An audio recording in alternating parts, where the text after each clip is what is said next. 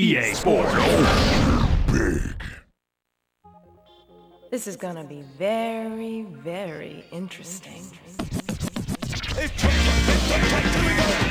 Coming to us from EA Sports Big in November of 2001. Just in time for the winter holiday season. We were invited to the biggest and grooviest party that took place in 8 gravity-defying tracks. With one of the most diverse and memorable casts of 12 characters in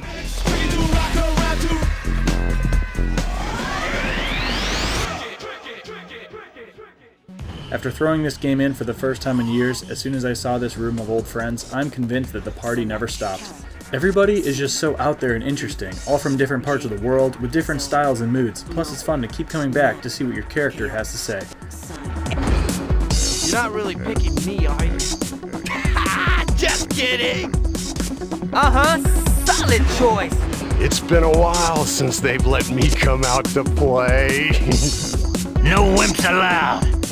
Right on, baby! Your main 2 play modes are racing in 3 heats or doing a trick contest as you compete for the bronze, silver, and of course, gold medal. Earning medals can allow you to move on while unlocking other characters. Aside from the characters' personalities being interesting, what really gets you wanting to play with all of them are the special, jaw-dropping uber tricks that you can perform with shoulder button and action button combinations. You can do the craziest stuff on here. Man, and just eyeing up the ramp with such intense anticipation as you fly towards it in the crouched position with a full tricky meter ready to release your built-up rotational twerk into just the nastiest trick that you've ever seen. As we ascend into the air, the music fades and we can hear the howling wind as we focus on pulling off our gnarly concoction. And with each high-flying, death-defying acrobatic trip into the sky, it ends with an explosion of excitement as our controller shakes and knees buckle pounding into the snow. The visuals, the music, roar of the crowd, and the announcer DJ Rozelle keeping you going and in the zone. As high into the sky as you can go, you can also spot colored glass to identify shortcuts along with some big jumps. Some alternate paths are harder to reach than others, but getting to see what else is out there, along with always finding better ways to shred to a high score, is something that makes the replayability of these courses with this wide array of characters and SSX Tricky so damn memorable.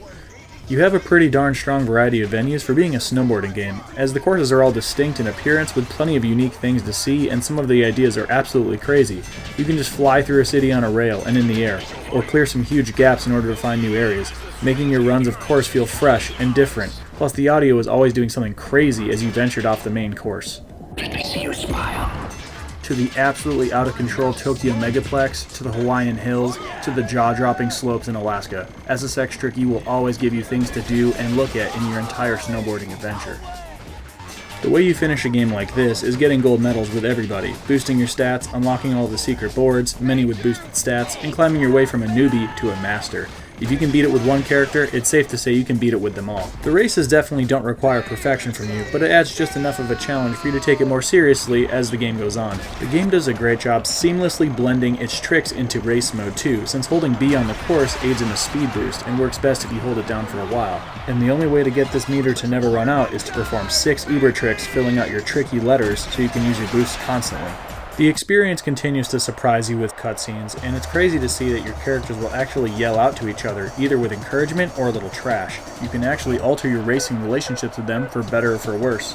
If you want a bunch of friends and neutrals, just stay out of their way, but if you'd like to get a field of enemies, just have that timing with that properly tilted C-stick towards them for a knockdown.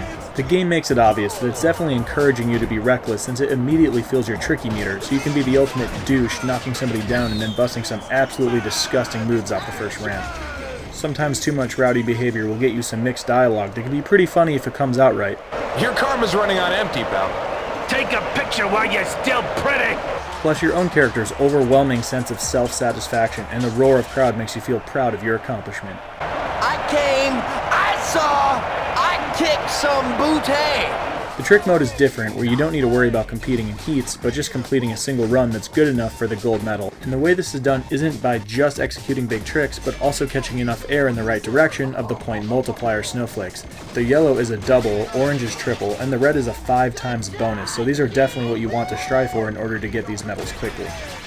SSX Tricky is one of those eye-catching and ear-grabbing titles that make you want more, and the great thing is they give you plenty of vastly spanning tracks, dynamic and inspired characters, along with an upbeat energy that seems to never leave while the game is on. The great thing is, this game came out across multiple platforms, and it's not too expensive. This is definitely reminding me of a good handful of other over-the-top fun factor games of the era, and makes me realize I need to definitely not put a lid on looking at games made by EA Big.